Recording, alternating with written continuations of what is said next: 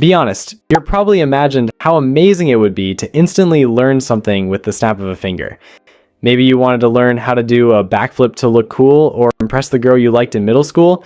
Or maybe you dreamed of running faster, playing football, learning the guitar or piano, jumping higher, or mastering one of those once viral dance moves. In short, you may have tried things just to become that cool kid everyone noticed.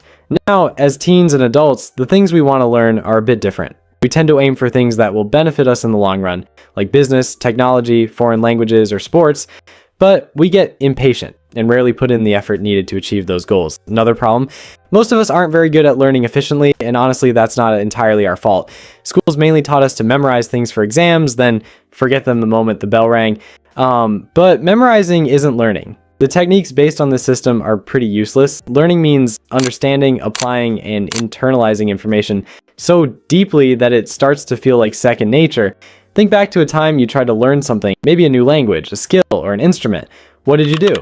You probably read a lot or watched tons of videos and remembered almost nothing. Why? Because most of us focus on what goes in, reading, watching, listening, instead of what comes out. Practicing, applying, internalizing, that's like trying to learn to swim by reading books. You might know the theory, but you'll still sink the first time you're in the water. It's time to internalize and truly understand. Learning is a contact sport. You have to get your hands dirty, or in this case, get wet. Before we go further, let's get one thing clear. Not everything is equally important. The 80-20 rule, also known as the Pareto principle, says that 80% of results come from 20% of efforts. So don't focus on everything. Focus on what matters most. That's key in learning. You should aim for the core principles that bring the highest return. Want to learn a new language? Don't even think about memorizing 10,000 words. Start with the 1,000 most commonly used ones. They make up 80% of everyday conversations. That 20% effort brings you 80% of the results. Want to play piano? Don't start with Mozart. Start with learning the notes. But that doesn't mean overloading your brain with intense study sessions. While cramming may feel effective in the short term, it's not a lasting solution. The spacing effect is a better long-term strategy. It says that learning is more effective when spread over time. 30 to 60 minutes a week is ideal. Why? Because reviewing a topic forces your brain to retrieve it from memory, strengthening the connection. It's like chopping wood. It's tough at first, but it gets easier with each swing. So instead of one 6-hour cramming session, spread that out into 6 one-hour sessions over the week. Make it a routine. Let learning become part of your life. But like I said, you have to get your hands dirty. Remember the swimming metaphor? Well, now it's time. If you want to learn faster, you need to practice, but not just any kind of practice, deliberate practice.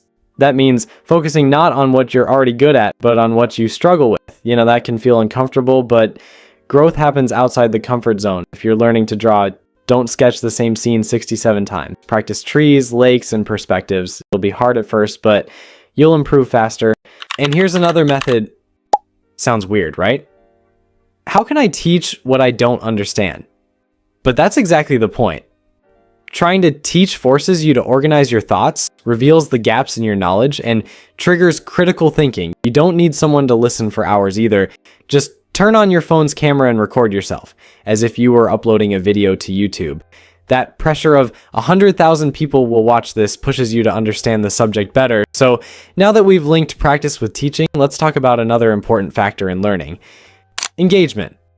Your brain loves variety. The more senses and emotions you involve, the stronger the connections become. Learning French? Don't just read vocabulary. Listen to native speakers, watch movies or YouTube channels in French, read books and try writing down phrases you hear, then read them out loud.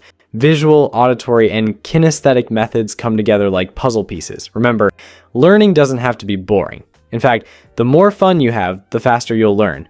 Set small, reachable goals, celebrate your wins, reward yourself, turn it into a game, compete with a friend, use apps that track your progress. This matters more than you think.